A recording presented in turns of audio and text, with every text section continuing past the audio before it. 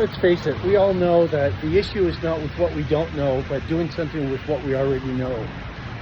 We live in a culture where there's more information outside the classroom than inside the classroom for the first time in the civilization of humanity. So a couple of things here that I just want to share as I go on my walkabout is to first of all define generally what emotional intelligence is, which is the capacity to be in the present, so that the depression and regret and remorse from the past is not being too much of a burden, and the anxiety of an uncertain future is eliminated to a certain degree.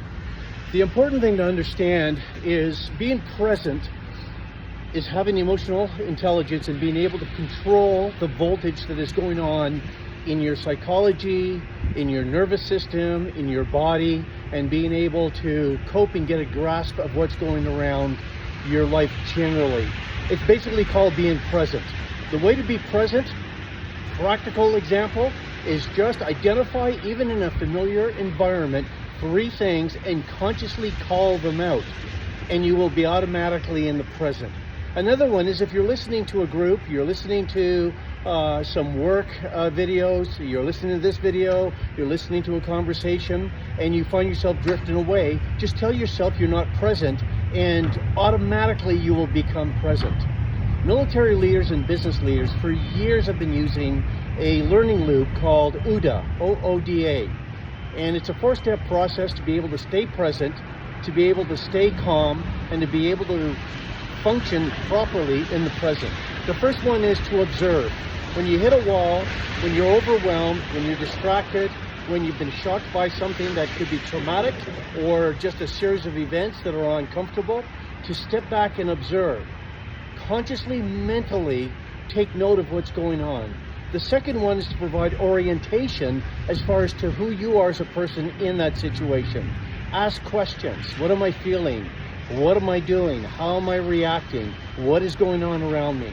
Then the third one is to list a bunch of decisions. To be able to look around and go, okay, A, B, C, D, and E, and pile them all up and then prioritize them. See what is the most practical, the most viable, and the most comfortable for you as an individual to make a decision on. And then the fourth one is to take action. Whatever direction you go to, take a step.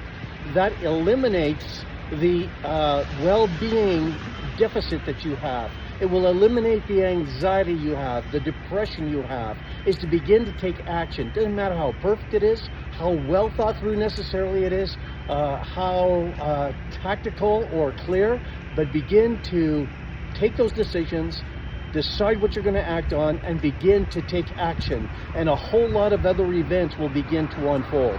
Remember, the issue is not with what you don't know, it's doing something with what you already know. So follow that strategic advice. OODA, observe, orient, decide, and then take action.